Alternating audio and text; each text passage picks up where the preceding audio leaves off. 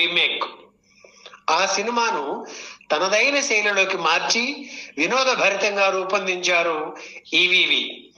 ఈ సినిమాలో బాలయ్యకు తండ్రిగా ఎస్పి బాలు నటించారు. సిమ్రాన్, సంఘవి హీరోయిన్లు.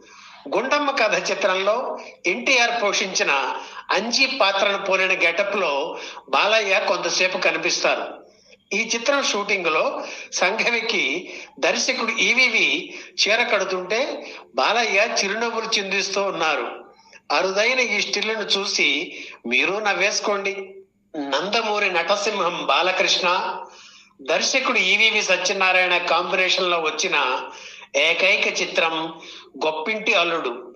ఇది బాలకృష్ణ సొంత చిత్రం కావడం గమనార్హం. సినిమాల్లోకి రాకముందు నుంచే స్నేహితులు.